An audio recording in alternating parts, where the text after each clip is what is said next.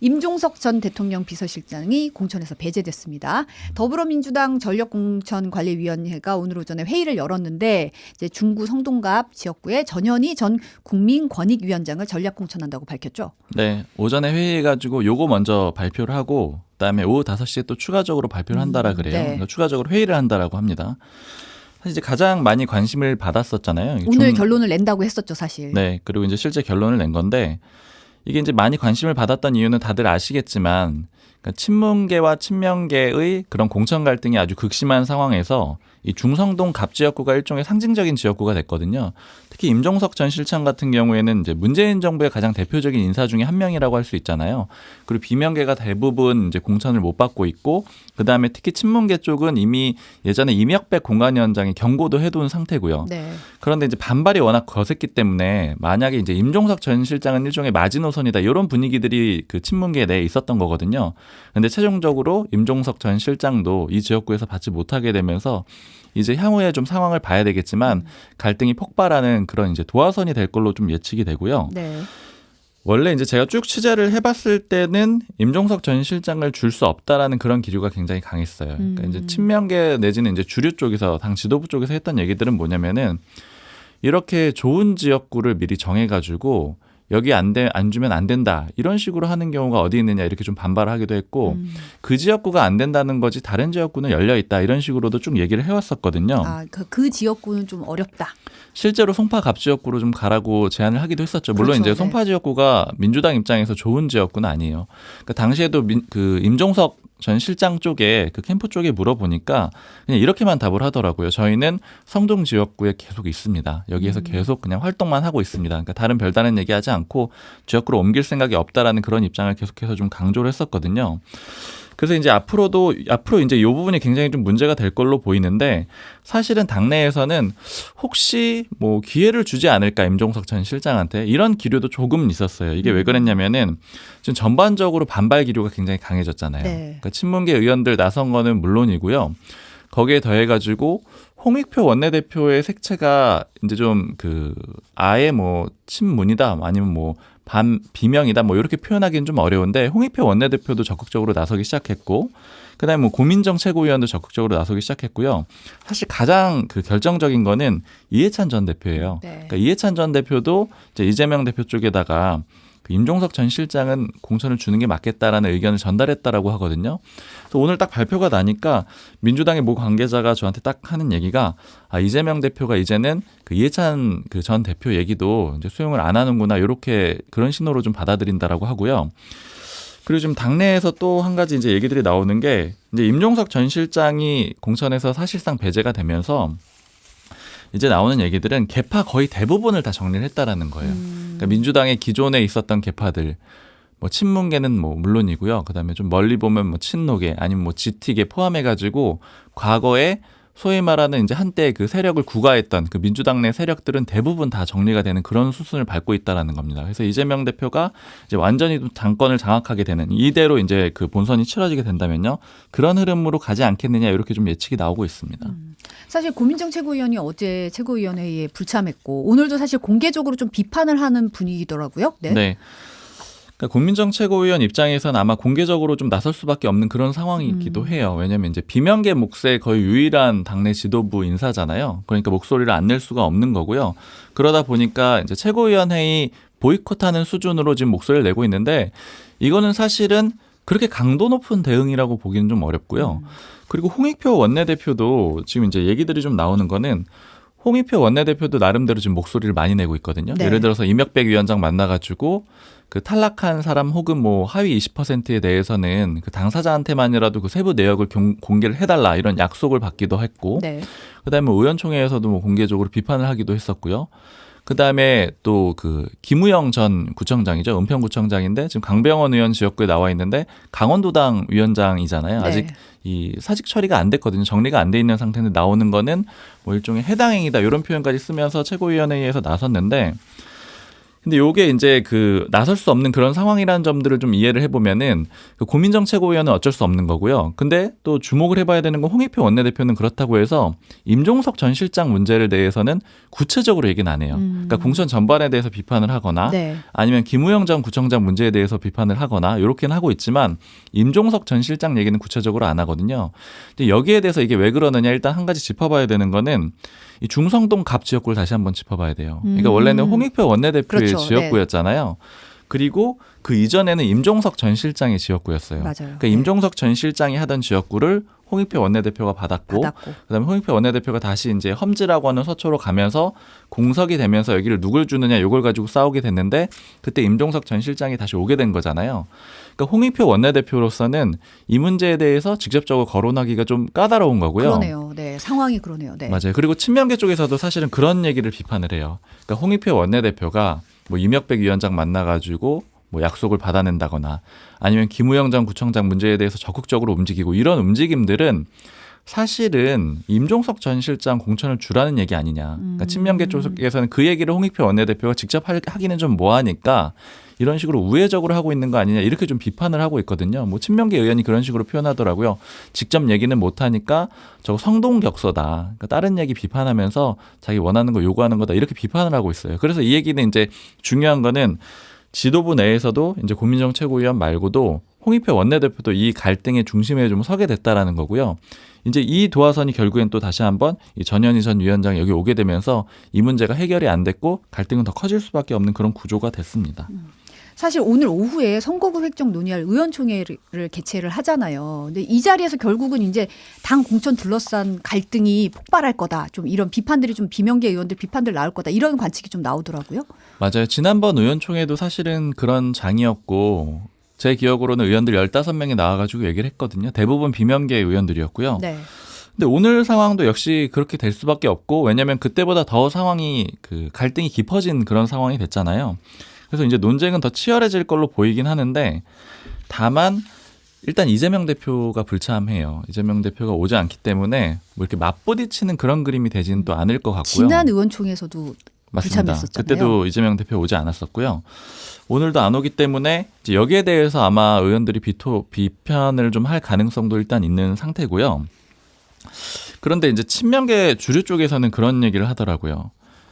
결국에는 여기에 올 수 있는 의원들은 그러니까 의원총회에 올 수 있는 의원들은 지역구가 아주 안 좋거나 아주 좋거나 둘 중에 하나라는 거예요. 그러니까 예를 들어서 지금 이미 이제 공천이 일부 뭐 정리가 된 지역구들도 있고 그렇죠. 뭐 그게 네. 아니라고 하면은 뭐 경선을 준비하는 그런 지역구도 있고 뭐 하여튼 여러 가지 지금 일단 총선 상황은 진행되는 그런 상황이잖아요. 본인 공천이 지금 확정이 된 분들이 오히려 의원총회에서 목소리를 낼 수 있다. 맞습니다. 왜냐면은 아주 좋아가지고 그러니까 확실히 이긴다 이런 경우에는 여유가 있으니까 의원총회에 오겠지만 아니면 뭐 애매하다 그리고 이제 경선이 어렵다 본선이 어렵다 이러면은 시간 내기가 좀 쉽지 않다라는 거고 혹은 반대로 경선에서 혹은 뭐 배제돼가지고 공천에서 이런 경우라면 와서 비판의 목소리를 낼 거라는 거예요. 그래서 의원들이 생각보다 좀 적게 오지 않겠느냐 이런 예측들을 좀 주류에서는 하고는 있어요. 근데 어쨌든 총선이 43일 남았고 공천 갈등이 굉장히 지금 대립이 심한 상황이긴 하잖아요. 네. 당내에서 어떻게 판단하고 있어요?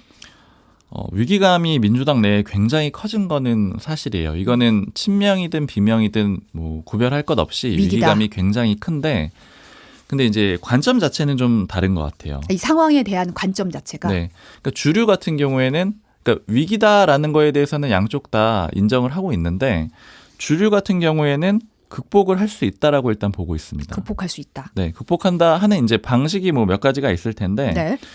일단 첫 번째 제가 어제 그 좀 이재명 대표랑 가까운 인사한테 들었던 얘기는 공천 시즌을 빨리 통과를 해야 된다라는 거예요. 아, 공천을 빨리 마무리해야 된다. 네, 그래서 이왕이면은 뭐 이제 계획한 대로 되긴 좀 어려울 수가 있겠지만 왜냐면 이제 논의의 반발도 있고 이렇기 때문에 예정대로 하긴 좀 어려울 수 있겠지만 그래도 이번 주말까지 다 마무리를 하고 싶다라는 거예요.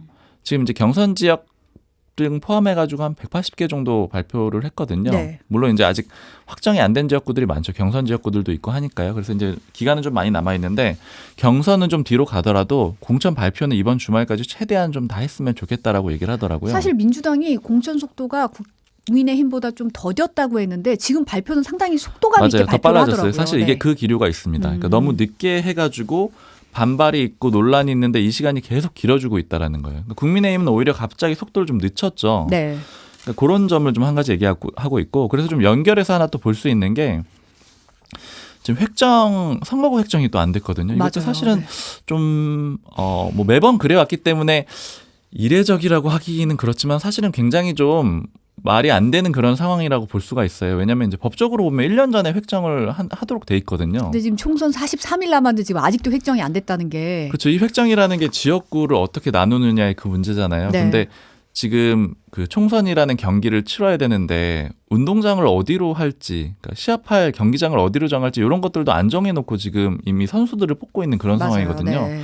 이것 때문에 좀 혼란스러운데 그 지금 이제 중성동 갑을 이런데 또 지금 아직 정리가 안 됐거든요. 그러니까 이제 지금 성동 갑을로 바뀌고 중구가 떼가지고 종로로 붙을 수 있는 그 안이 원래 지금 획정위에서 내놓은 원안이에요. 네. 그러니까 지금 국민의힘은 그거 다 결정을 해놨는데 민주당은 안 했던 게 획정위가 그러니까 획정이 아직 다 안 됐기 때문에 그래서 발표를 안 했던 건데 오늘 일단 그래도 이제 돌파를 그냥 하겠다라는 거거든요. 그러니까 이제 이런 상황들은 지금 빨리빨리 정리를 하겠다라는 거고, 그래서 이게 하나 아까 연결해서 보려고 했던 거는 29일에 이제 획정위에서 보냈던 원안을 통과하자고 민주당이 계속 주장을 하고 있거든요. 네. 근데 이것도 하나 짚어봐야 되는 거는 원래 처음에 획정위 원안이 나왔을 때 민주당에서 되게 반발을 많이 했어요. 이건 민주당이 너무너무 불리한 안이다. 특히 민주당의 모 의원이 하는 얘기는 선관위가 그 안을 짜서 보낸 건데요. 네. 선관위가 뭐 여러 가지 논란들이 좀 많이 있었잖아요. 선관위 내부 문제들 많이 있었고, 그래서 이게 여권에 일종의 이제 멱살이 잡혀 있는 거다. 잡혀 있어가지고 여권에 좋도록, 그러니까 국민의힘에 유리하도록 짜가지고 온 게 아니냐, 이런 정도로 반발할 정도였거든요. 아, 이 안 자체가. 네, 이대로 하면 우리가 뭐 몇 석을 손해 볼 수밖에 없다. 이렇게 굉장히 강력하게 공개적으로 반발했었는데 최근에는 그냥 합시다 이렇게 지금 나오고 있거든요. 홍익표 원내대표가 어제도 얘기했고, 오늘도. 네, 오늘도 얘기하고 지난주에도 얘기하고 쭉 얘기를 계속해왔어요. 불리하지만 하겠다 이 얘기인데, 이 얘기도 이제 아까 말씀드린 그거랑 연결되는 거죠. 그냥 좀 불리하긴 한데 이대로 계속 공천 시즌을 끌게 되면, 그러니까 왜냐하면 지역구로 획정 못했기 때문에 공천 못하는 지역구들이 있거든요. 그렇죠. 발표를 못하는 것도 있죠. 일단 획정도 빨리 하고 공천도 빨리 하자. 이렇게 지금 추진하고 있는 그런 상황하고도 연결해 볼 수가 있고요. 그 이제 이렇게 해서 이제 돌파를 할 수 있다라는 게 한 가지예요. 좀 빨리 지나가면 넘어갈 수 있다라는 게 한 가지고, 그 다음에 두 번째로 지금 상대적인 문제잖아요. 국민의힘 같은 경우에는 공천이 좀 조용하기 때문에 민주당의 공천 갈등이 더 크게 부각이 되고 있는 면이 있거든요. 근데 민주당에서는 그 저 조용한 공천이, 그러니까 민주당 주류의 입장이죠. 좋은 공천이 아니다. 왜냐하면 국민들이 봤을 때는 기존의 정치권에 대한 불만, 그다음에 기존의 현역 의원들에 대한 불만이나 피로감 이런 것들이 많이 쌓여 있는데, 기존의 현역 의원들을 거의 대부분 다시 공천을 한다라는 거는 그거는 결국에는 본선에 가서는 국민들의 선택을 못 받을 거다. 이렇게 주류 쪽은 보고 있거든요. 네. 그래서 주류 쪽은 본선 대진표가 짜여지고 그다음에 공천 갈등의 단계를 넘어서고 이렇게 되면은 정권 심판론을 적극적으로 부각을 해가지고 이 위기를 넘어갈 수 있다. 이렇게 보는 건데요. 근데 반면에 비명 쪽에서는 지금 아예 이길 생각이 없는 것 같다. 이제 이런 식으로 좀 얘기를 하고 있어요. 비명 쪽은 이 상황 판단에 대한 인식이 좀 다르군요. 네, 이거는 이기기도 어려울 뿐더러 이런 식으로 공천을 하면 이길 생각도 없다라고 보는 거는, 이제 비명계 쪽에서 나왔던 얘기 중에 제가 좀 인상적이었던 거는, 이제 작년에 체포동의안이 2차례 넘어왔었고 두 번째 거는 가결이 됐었잖아요. 네. 가결이 됐는데 이제 구속영장이 최종적으로 법원에서 기각이 돼가지고 이재명 대표가 위기를 넘기는 그런 상황이 있었는데, 그때 체포동의안이 2번 넘어왔을 때 김성환 의원하고 이재명 대표가 상당수 의원들을 독대를 해가지고 면담을 했다는 거예요. 그 시기쯤에 해가지고. 네. 근데 이제 돌이켜서 비명계 이제 의원이나 이제 비명계 인사들이 하는 얘기는 그때 당시에 이미 공천 상황을 다 결정을 한 것 같다. 그러니까 예를 그때 들어서, 당시에 네, 이게 예를 어떤 들어 의미죠? 예를 들어 가결표를 던질 것 같다고 하면은, 혹은 뚜렷한 비명이라고 하면은 컷오프나 하위 20%. 그 다음에 애매하면은 경선을 붙이고, 그 다음에 친명이면 단수를 주고, 이런 식으로 이미 결정을 해놓은 거 아니냐. 이건 이제 다 그냥 의심일 뿐입니다. 그러니까 비명계 의원 측이 네. 보았을 때 그때 네. 당시의 시점에 상황이 이미 정리가 된 것 같다. 그때 면담을 이제 다시 떠올리면서 그런 식으로 얘기를 하더라고요. 그래서 결국 이 얘기는 총선을 이기기 위한 목표보다는 친명계 쪽을 좀 우선적으로 배정을 한 다음에 그 다음에 전략을 짠 거 아니냐. 그러니까 결국에는 이제 주변 사람들을 더 확실한 자기를 지켜줄 수 있는 주변 사람들을 많이 안 치는 것이 중요하다. 이렇게 판단을 했다라고 지금 비명계 쪽에서는 보고 비판을 하고 있는 겁니다. 근데 사실 지금 이제 서른 의원이 탈당을 시사를 했고 박영순 의원 같은 경우는 오늘 뭐 새로운 미래에 입당하는 것으로 지금 얘기가 나오고 있는데 이렇게 되면 이제 이 반발이 탈당으로까지 이어질지 어떻게 될지 이게 좀 또 관건이잖아요. 탈당으로 이어질 가능성은 굉장히 높은 것 같아요. 오늘도 김윤식 전 시흥시장도 탈당해서 국민의힘으로 넘어갔거든요. 네.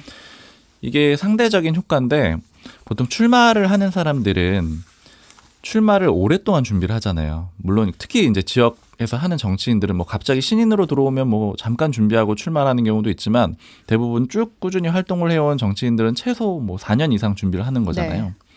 이 기회 자체가 박탈된다라는 걸 되게 받아들이기가 어려운 거예요. 그래서 지금 김윤식 전 시장 같은 경우에도 국민의힘으로 넘어가가지고 출마를 한다라고 한단 말이에요. 지금 그 조정식 사무총장이랑 맞붙겠다라는 건데, 네. 그러니까 출마, 즉 이제 벽보 붙이는 거 반드시 한번 해봐야 된다 이런 식으로 얘기를 하는 사람들도 있어서 지금 아예 출마 자체가 원천적으로 막혔다라고 보고 있고, 그다음에 비명계가 거의 이제 대량으로 다 공천을 못 받은 상황이라서 집단적인 움직임을 좀 보일 가능성이 좀 높은 상태고요. 특히나 좀 탈당 움직임이 강하다라고 보는 거는 지금 이제 제가 오늘 쭉 짚어보니까 국민의힘에서 민주당으로 넘어오는 사람, 그다음에 민주당에서 국민의힘으로 가거나 아니면 다른 당으로 가는 사람이 숫자를 보니까 국민의힘에서 민주당으로 넘어온 사람은 제가 오늘 쭉 찾아보니까 그 신용환 전 위원장하고 이현주 전 의원 네. 2명 정도예요. 비교적 그리고 공천 갈등이 폭발하기 전이었어요. 그러니까 그 공천 갈등이 불거지기 전에는 민주당이 좀 우위에 있다라는 게 좀 일반적인 평가였고 네. 여론조사도 좀 우위에 있었잖아요. 그때 이제 넘어왔던 건데 지금 전반적으로 여론조사가 국민의힘에 유리하게 많이 조사가 좀 되고 있고 그다음에 뭐 뚜렷하게 갈등은 국민의힘이 적고 민주당은 많은 편이잖아요. 그러니까 이제 상대적으로 국민의힘으로 다시 넘어가는 인사들이 좀 많은 것 같아요. 아니면은 국민의힘을 이탈하는 인사들도 많고. 그러니까 이 얘기는 당의 지지율도 영향을 준다라는 거죠. 그러니까 민주당의 지지율이 낮아지게 되면은 민주당의 지지율이 굉장히 높아요. 그러면 여기에 버티면서 뭐 방향을 찾아보거나 이렇게 할 가능성이 있는데 당의 지지율도 낮다라고 하면 다른 선택을 할 가능성이 좀 높다라는 거죠. 그래서 뭐 서른 의원 포함해가지고 다양한 의원들이 이탈할 가능성이 좀 높은 것 같습니다. 어떻게 될지 좀 지켜봐야 될 것 같고요. 국민의힘 공천 상황 좀 보면 오늘 오전에 들어온 소식인데 이제 국민의힘 예비 후보인 박민식 전 국가보훈부 장관이 당내 경선을 포기를 했더라고요. 네, 영등포 을에서 준비를 하다가 포기를 했는데 사실 박민식 전 장관 같은 경우에는 여러 지역구로 좀 많이 옮겼습니다. 네. 원래는 부산에서 재선을 했었고요. 그 다음에 좀 야인 생활을 하다가 그 장관이 됐고 그 다음에 원래 나오려고 했던 데는 분당 을 지역구였죠. 네. 분당 을에 나오려고 했었는데 김은혜 전 홍보수석의 지역구이기도 하고 김은혜 전 홍보수석이 나오려고 했던 그런 지역구였잖아요.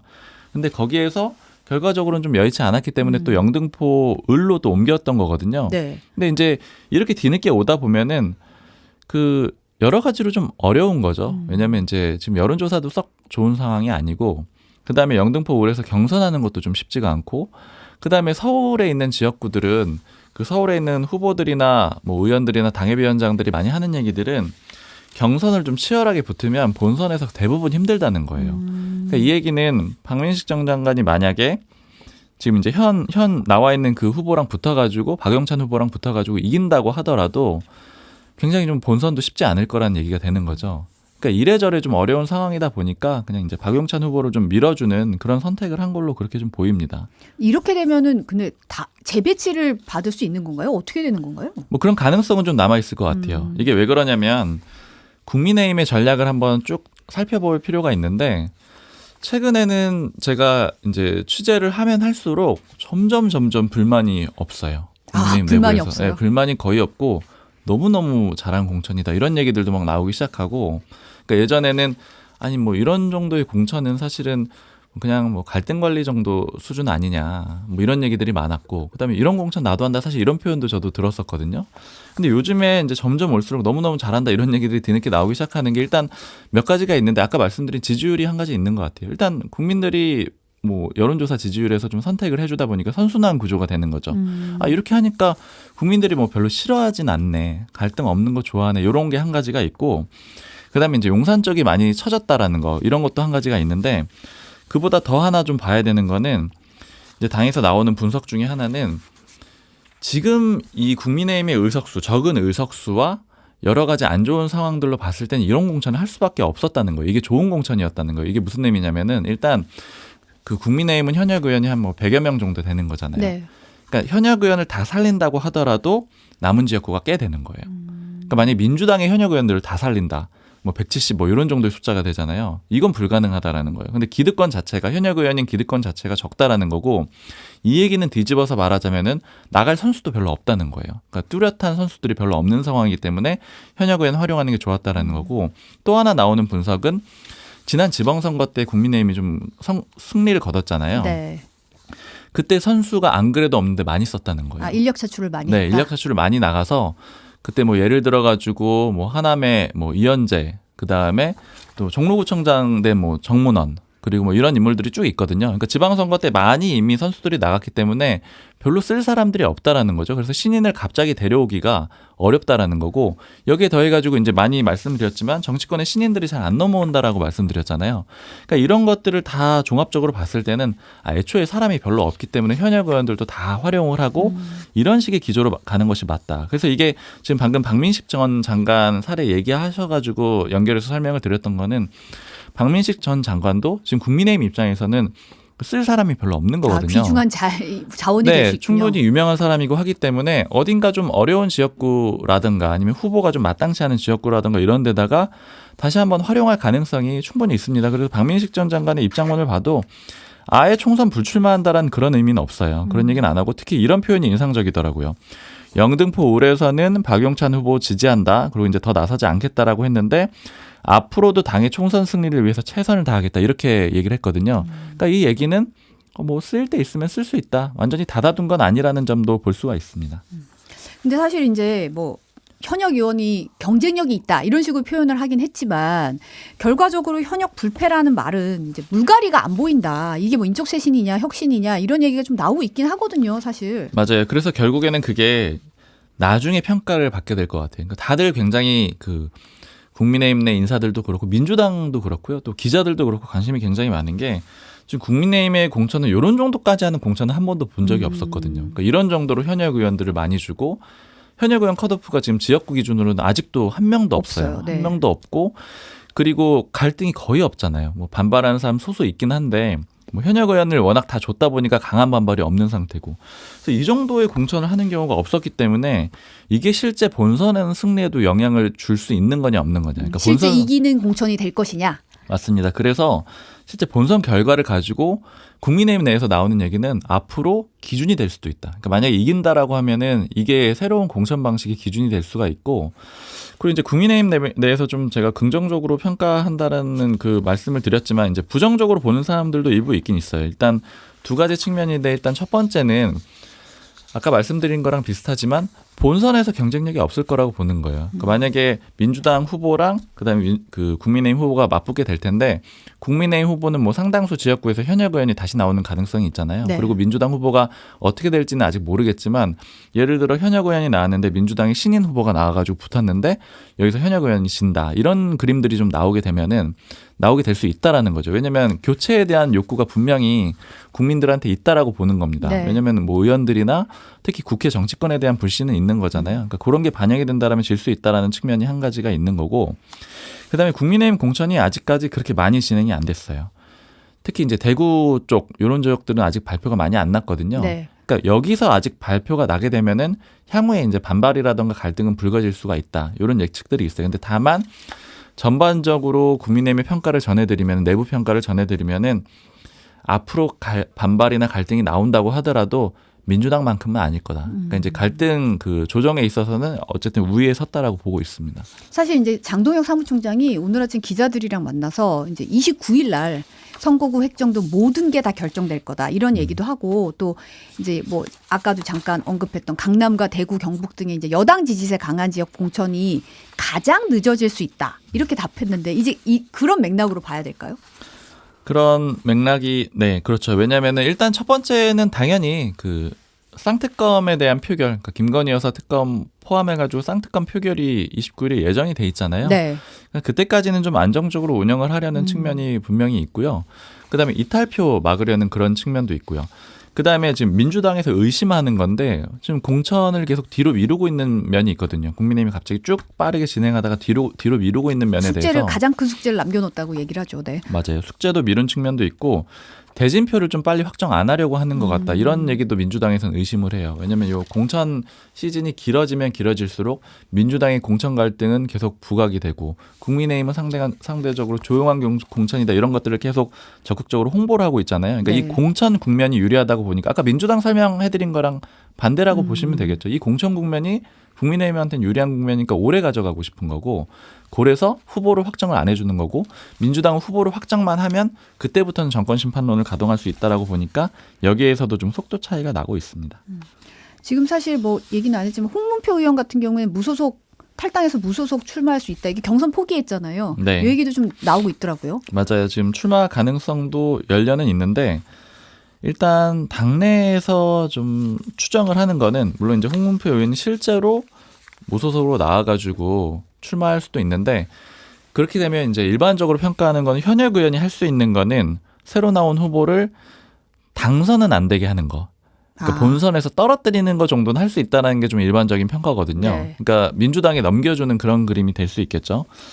그런데 지금 전반적으로 공천 분위기가 좋기 때문에 국민의힘에서는 그래도 당의 분위기를 좀 따라야 된다라는 그런 그림이 있어요. 그래서 이건 이제 해석의 영역이긴 하지만 홍문표 의원이 이렇게 나서는 거는 그 여당 같은 경우에는 여러 가지로 좀 줄 수 있는 자리 같은 것들이 많이 있잖아요. 네. 이제 그런 것들에 대한 일종의 지렛대로 쓰기 위한 그런 움직임 아니냐 이런 해석도 있고 뭐 그런 해석을 떠나서라도 당연히 여권에서는 어느 정도 접촉을 해가지고 반발을 줄이려고 하는 그런 움직임은 나올 수 있습니다. 마지막으로 요거 하나 좀 볼게요. 조국 전 법무부 장관이 이제 조국 신당 창당 추진하고 있는데 선관위에서 조국 신당을 정당 명칭으로 사용하는 건 안 된다. 이렇게 얘기가 나왔어요. 네. 그러니까 정치인 조국, 그러니까 조국 전 장관의 그 이름을 쓰는 건 안 된다라는 거고요.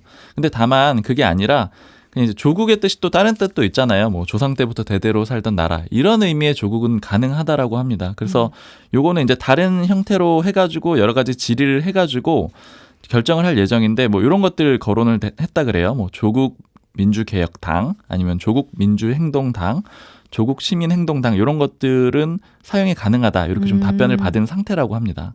이게 이제 선관위가 예전에 안철수 신당 안 된다고 했던 거랑 같은 맥락인 거죠. 그렇죠. 네. 사람 이름을 가지고 이제 하는 거는 안 된다라고 그렇게 통보를 한 거고요. 이제 정당의 목적이라는 게 뭐 현실 정치에서는 사람을 따라가는 경우도 있지만 그보다는 이제 가치, 정당이 내세우는 가치를 따라가는 거잖아요. 근데 사람의 이름을 아예 정당명으로 이렇게 딱 규정을 하게 되면은 그 사람을 추구하는 것처럼 보이기 때문에 그거는 이제 정당의 기본적인 목적과 본질에 위배된다. 이런 것들이 선관위의 입장입니다. 오늘 여기까지 듣겠습니다. 온유한 경향신문의 박순봉 기자였습니다. 감사합니다. 감사합니다.